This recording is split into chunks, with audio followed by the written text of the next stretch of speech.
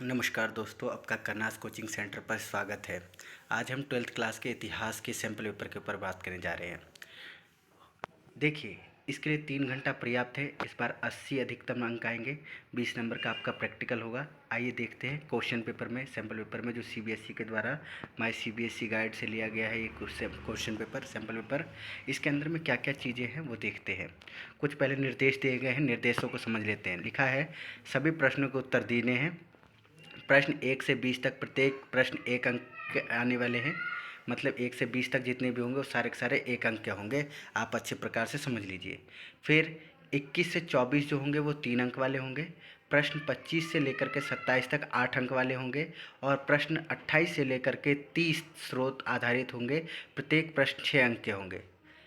प्रश्न संख्या 31 मानचित्र संबंधित है। यह 6 अंक का है, जिसमें लक्षणों को पहचानना तथा महत्वपूर्ण मदों को दर्शाना शामिल है। मानचित्र को उत्तर पुस्तिका के साथ नथिक कीजिए। आइए कुछ सैम्पल पेपर में देखते हैं। यहाँ जो पेपर है आपके पास किस कैसे। तो खंड क है आपके पास वस्तुपरक प्रश्न। इसमें क्या क्या चीज़ें दी गई हैं, तो यहाँ पर एमसीक्यूज़ क्वेश्चन है आपके पास। एमसीक्यूज़ क्वेश्चन किस तरह से आते हैं, अगर आप अध्ययन कर चुके हैं थोड़ा थोड़ा तो सारा चीज़ आपको समझ में आ जाएगा। तो देखते हैं, मोहनजोदाड़ो के दुर्ग में मिले विशाल स्नान घर का प्रयोग संभवतः कैसा होता है। ये क्वेश्चन है। 4 ऑप्शन आ गया। तैराकी के लिए, विशेष अनुष्ठानों स्थानों के लिए, आपदा के वक्त प्रयोग करने के लिए, जल संग्रहण के लिए और समुदाय स्थान के लिए। ये पहला क्वेश्चन हो गया जो हड़प्पा सभ्यता से जुड़ा हुआ था, मोहनजोदाड़ो से। दूसरा क्वेश्चन भी आप यहाँ पर देख लीजिए, कुछ इसी प्रकार से है। इसमें भी 4 ऑप्शन दिए गए हैं आपके पास। आप फटाक से स्क्रीनशॉट ले लीजिए और इसको कर लीजिएगा।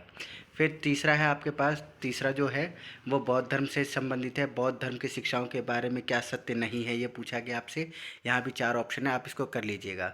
जब आंसर या तो आप माय सीबीएसई गाइड से देख लीजिएगा या फिर इसके क्वेश्चंस जो हैं आप कर लेने के बाद में कहीं और से चेक कर लीजिए। आपके जो सीनियरिटीज़ है वहाँ पे चेक कर लीजिए। आप पीडीएफ आप मेरे नंबर पे व्हाट्सअप कर सकते हैं। जो नंबर आपको ऊपर में दिख रहा होगा लोगों के साथ में, उस नंबर पे आप पीडीएफ कर दीजिएगा। मैं आपको उसकी पुस्तिका से उत्तर आपको बता दूंगा।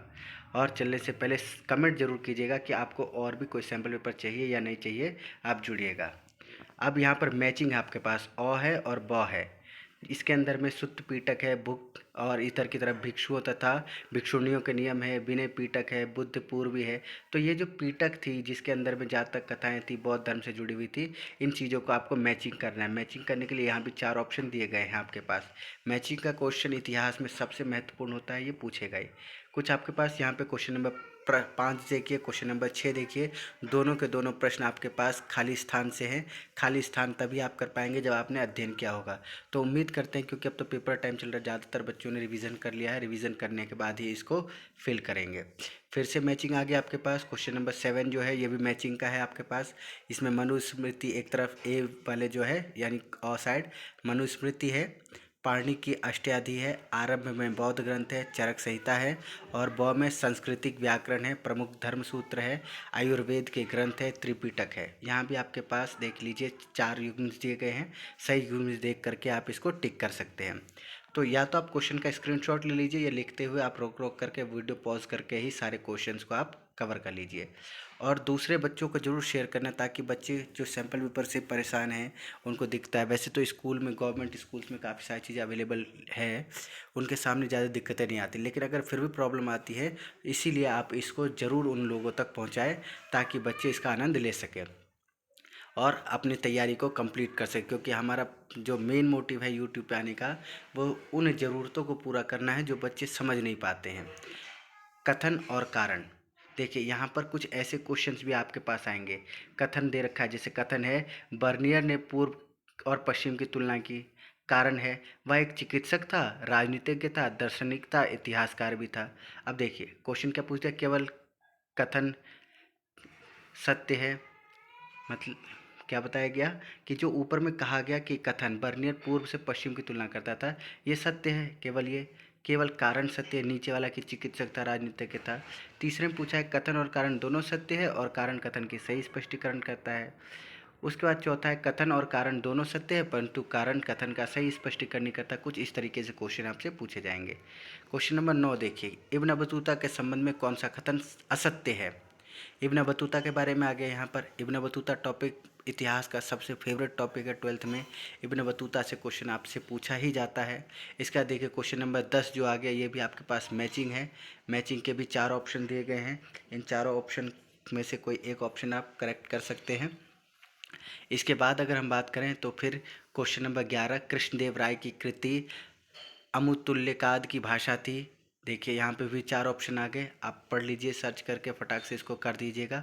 इनके आंसर्स की पीडीएफ आप भेज दीजिएगा, आपको प्रॉब्लम ना हो इसलिए हम आपके साथ में।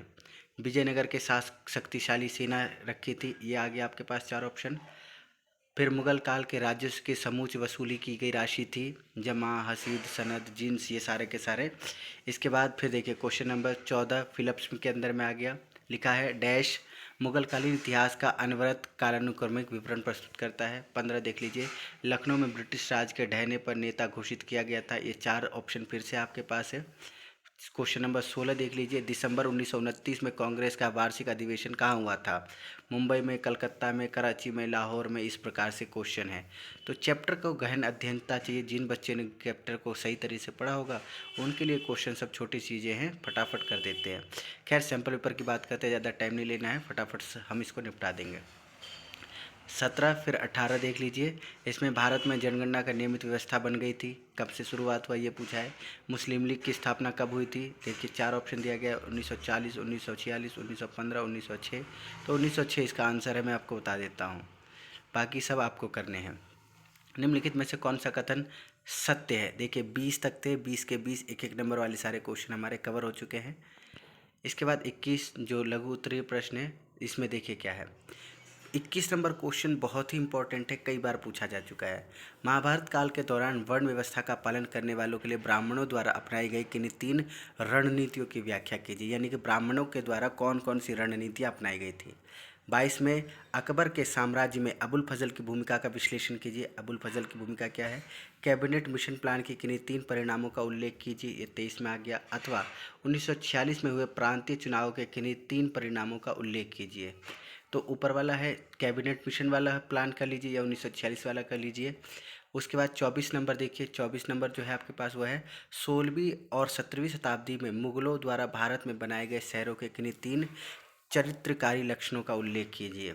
ये वाला हो गया। ये सारे के सारे आपके पास जो क्वेश्चन थे वो लघु स्तरीय थे। एक साथ इकट्ठा आप 24 तक के क्वेश्चन का स्क्रीनशॉट ले लीजिए ताकि आप इसको कर सकें। फिर अब बात करते हैं 25 नंबर से लेकर जो दीर्घ उत्तरीय प्रश्न है। इसमें अलावर और न्यायनार इंपॉर्टेंट क्वेश्चन है, सैम्पल पेपर में सीबीएसई के द्वारा जारी किया गया है। ये तो आते ही हैं, कई बार आते हैं, कई बार आपको बिल्कुल डिक्टो क्वेश्चन उठ करके आ जाते हैं। इसीलिए जो भी टेस्ट सीरीज़ आपको मिलता है उस टेस्ट सीरीज़ को ज़रूर करें। तो 25, 26, 27 यहाँ पर सारे क्वेश्चन हैं। इन सारे क्वेश्चंस में ऑप्शंस दिए गए हैं, आप कोई भी क्वेश्चन का लीजिए, ऊपर या नीचे के सारे के सारे। आइए मैं समझा देता हूँ आपको। अलावर और न्यायनार के राज्य में समाज के साथ संबंधों का वर्णन करना है आपको। अलावर कौन थे, न्यायनार कौन थे, इनके राज्य समाज में किस प्रकार के संबंध थे वो बताना है। इसके साथ ही अलावर और न्यायनार की जाति व्यवस्था के प्रति आचार विचार का भी वर्णन करना है। यानी ये लोग जो थे अलावर और न्यायनार, ये जाति विचार के बारे में क्या सोचते थे, क्या कारण था इनका। 11वीं शताब्दी में के बाद भारत में सूफी मत के विकास का वर्णन कीजिए, ये बताना है। 26 में देखिए 26 वाला क्वेश्चन, असहयोग आंदोलन में एक लोकप्रिय कार्यवाही के बहाव में उन्मुक्त कर दिया जो औपनिवेशिक भारत में बिल्कुल ही अभिभूतपूर्ण था। इस कथन का विश्लेषण कीजिए। इससे जुड़े हुए और भी क्वेश्चन हैं, जिसमें देखिए अथवा वाला क्वेश्चन 1927 से 1931 के दौरान भारत में महात्मा गांधी की गतिविधियों का विश्लेषण कीजिए। एक दो क्वेश्चन और भी आते हैं, फिलहाल ये क्वेश्चन देखिए आप, मैं और भी क्वेश्चन डाल दूंगा ताकि आप वो आपकी मदद कर सके। 27 नंबर क्वेश्चन है, जिसमें 600 ईसा पूर्व से 600 ईस्वी के दौरान प्रचलित पितृवंशिक व्यवस्था के आदर्श तथा संपत्ति पर स्त्री और पुरुष के मित्र विभिन्न अधिकार का वर्णन कीजिए। अथवा महाभारत के विश्लेषण करने के लिए इतिहासकारों द्वारा विचार किए गए पहलुओं का वर्णन कीजिए। महाभारत का समालोचनात्मक संस्करण तैयार करें वे BC सुधाकर के अनेक विद्वानों का प्रयास कीजिए। 28 नंबर फिर क्वेश्चन है आपके पास, यह है स्रोत आधारित प्रश्न। स्रोत आधारित प्रश्न का मतलब है यहाँ पे 6 नंबर का है। यहाँ पे टॉपिक दिए जाएंगे आपको पढ़ने के लिए, यह है नकद या जीन्स, ठीक है। ये टॉपिक होंगे ऐसे टाइप के, इन ऐसे टाइप के क्वेश्चंस को आपको पढ़ना होगा। मैं यहाँ थोड़ा शॉर्ट करके दे देता हूँ ताकि आप इसको स्क्रीनशॉट ले सके, पढ़ सके और पढ़ने के बाद तीनों क्वेश्चंस के आंसर दे सके। तो ये रहा आपके सामने में क्वेश्चन, क्वेश्चन का फटाक से स्क्रीनशॉट ले लीजिए। फिर आगे बात करते हैं हम 30 नंबर का। जो क्वेश्चन नंबर 29 हमारे पास, ये भी कुछ इसी तरह का क्वेश्चन है, पैसेज टाइप। तो 1, 2 और यहाँ के बाद स्क्रीनशॉट ले लेना आप 30 नंबर पर। 30 नंबर पे भी जो क्वेश्चन है वो इसी प्रकार से, यहाँ पे क्वेश्चन है, ये रहा क्वेश्चन, और उसके बाद ये रहे इसके टर्म्स। अब 31 नंबर देखिए। 31 नंबर जो है वो मैपिंग का है, भारत के अंदर में भरना है आपको। 6 नंबर का मैपिंग आएगा। लोथल व हड़प्पा, धोलावीर व मोहनजोदड़ो, पानीपत और आगरा। मैपिंग की तैयारी बहुत अच्छे से कर लेना आप। हड़प्पा से जो काल से जुड़ा हुआ आएगा ही आएगा। ये रहा मैपिंग। तो धन्यवाद आपका समय लेने के लिए। आपको अच्छे समझ में आया होगा, उम्मीद करता हूँ। उन बच्चों के साथ ज़रूर शेयर करें जो इनको लगे, और लाइक कीजिएगा और कमेंट ज़रूर कीजिए, क्योंकि आप कमेंट करेंगे तो मैं आपसे जुड़े हुए सजेशन को इस पर लूँगा, और उनसे जुड़े हुए जितने भी सैम्पल पेपर्स हैं मैं यहाँ पर कोशिश करूँगा कि इकट्ठे कर सकूँ। धन्यवाद।